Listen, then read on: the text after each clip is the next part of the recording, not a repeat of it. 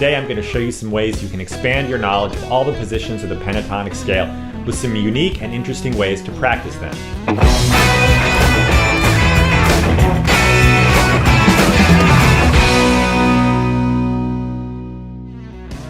Alright, so as guitar players, we all know how the pentatonic scale sounds and works, and we use it a lot. Because as guitar players, we're typically playing blues, rock, metal, funk, styles of music where the pentatonic scale is a predominant sound. But one of the biggest questions I get from my students is how to expand the pentatonic scale and break out of the same shape in the same box. So one of the first things we probably all learned playing guitar is how to play the basic pentatonic scale form.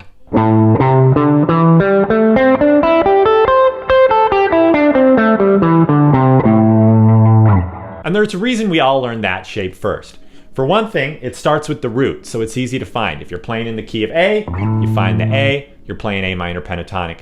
The other reason is the layout. This is a very simple and easy layout to learn. 1-4, 1-3, 1-3, 1-3, 1-4, 1-4.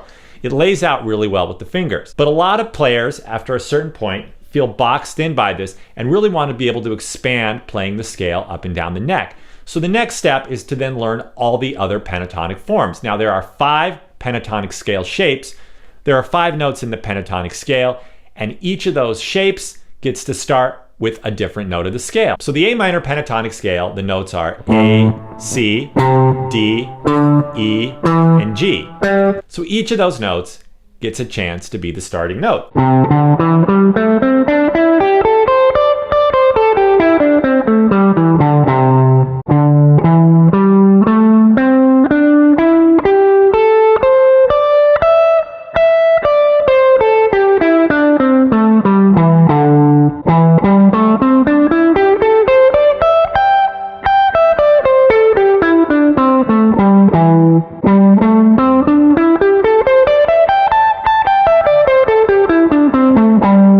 And if that gets a little high, playing on an acoustic guitar or a guitar where it's hard to reach those frets, you can play that an octave lower.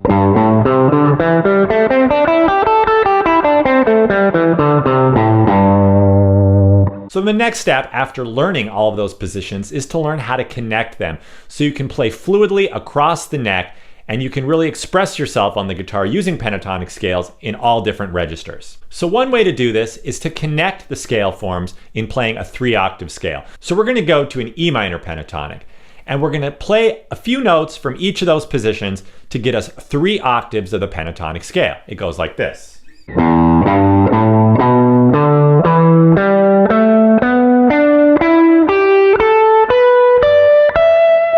So we have 1 octave, the 2nd octave, and the 3rd octave. So we're starting with an open E, and we're going to go 0, 3, 5, and slide up to 7. Then we're going to hop across to the next string, 5, 7. Then across to the next string set, 5, 7. Then we're going to slide to the 9th fret with your 3rd finger. Then we're going to hop to the next string set. So we're in a new position now. And this is going to be 7 and 9 on the 3rd string. Then we're going to shift to 8 and 10 on the B string, the 2nd string.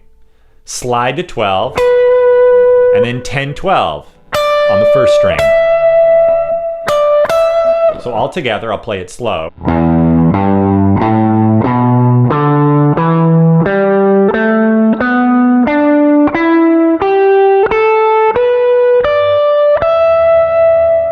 Now I'll play it a little faster.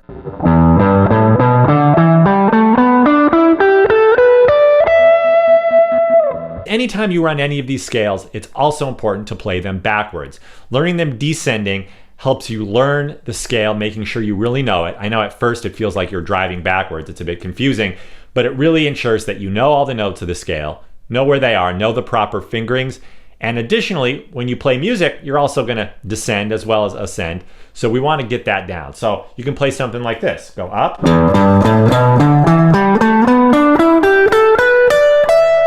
back down.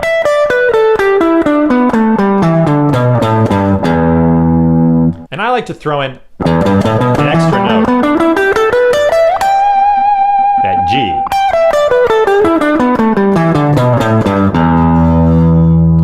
And this is really useful because when I'm playing, and I'm playing in the, say in the key of E, I'm using E minor pentatonic scale, I'm going to link all those shapes together and do something like this.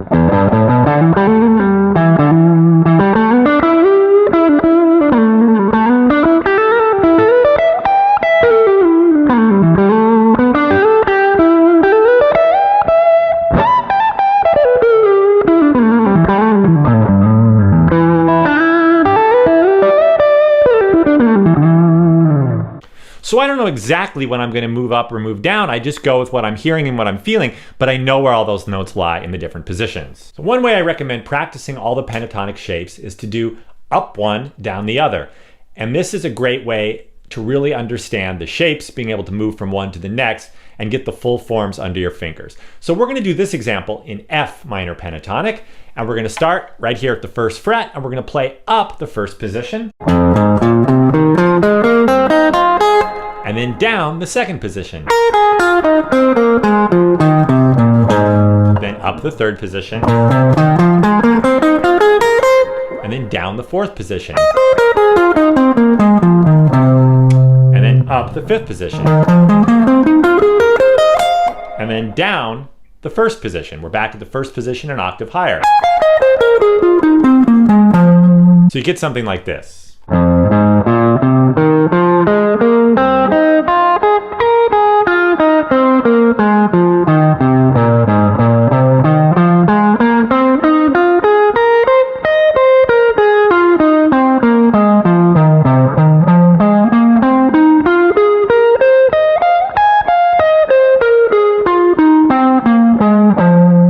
A little bit faster.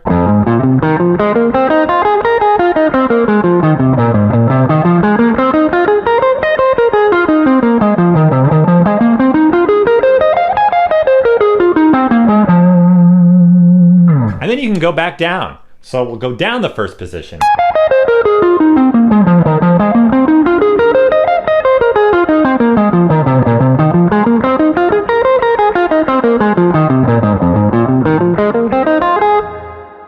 So you could do the reverse. Start by going down the first position and go up the second position.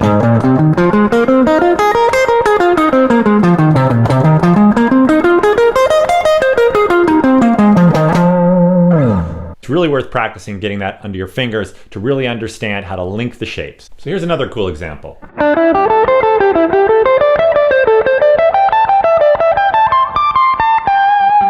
So what I'm doing is I'm playing an A minor pentatonic scale, but I'm only playing the notes that exist on the first and second string of each form. And I'm doing up one, down the other, just like the previous example, but sticking to those two strings. We're going to start in the fifth pentatonic position, and we're going to play D, E, A, G, ascending. So we're thinking over an A minor pentatonic. Then we're going to go down in the next position, the first position of the pentatonic scale.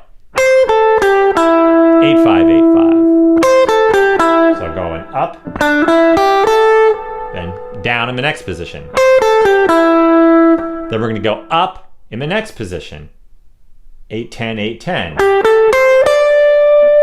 Then down in the next position. 12, 10, 13, 10. Then up the next position. That's 13, 15, 12, 15. Those are fret numbers, by the way.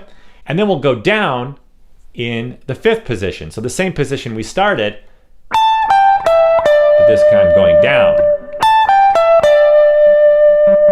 That's 17, 15, 17, 15.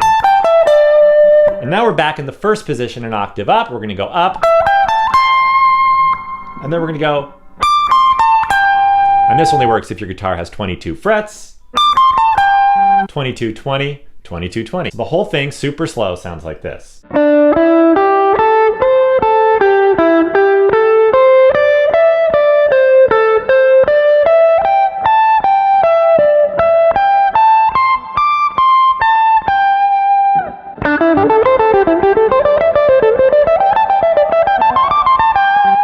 And you can take it down.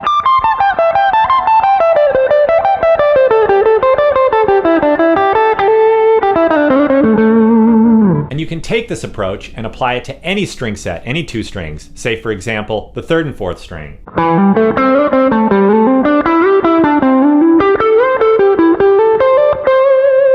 So what this does is it forces you to really learn where each pentatonic scale position is, even isolated to just two strings. Now, you wouldn't want to make your entire solo this pattern because it sounds predictable, but you can use bits of it as a way to get from the lower register to the higher register or vice versa. It's also great to just practice the pentatonic scale on one string. Let's say on the third string, we're going to play A minor pentatonic.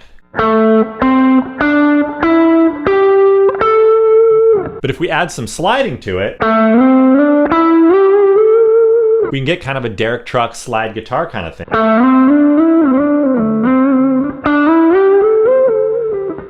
So that kind of thing can be cool too, and it really forces you to learn where all the notes are across the fretboard. One more little exercise that's fun to do that you can implement in your playing is to practice each pentatonic scale shape by skipping a string. So in the instance of we're in A minor pentatonic, in the first pentatonic position shape, you will play the notes on the sixth string.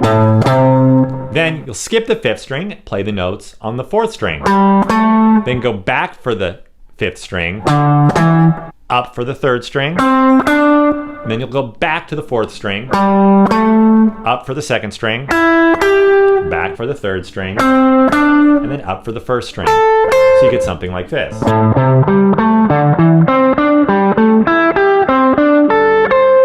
Sounds great going down too.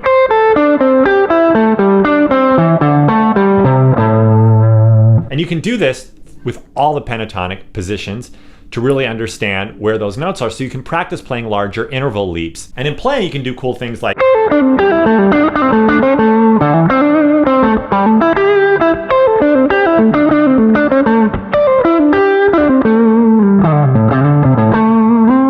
Thank you for watching this video. I hope these examples give you some new ideas for your pentatonic scale playing. Make sure to practice them in all keys, practice them with a metronome, and see if they come out in your playing. A lot of these ideas are what you hear when you listen to players like Eric Gales, Joe Bonamassa, Eric Johnson, Larry Carlton, players who have a really great knowledge of the pentatonic scale all the way up and down the fretboard. Hope these are useful. Once again, my name is Jamie Eric. Thank you for watching.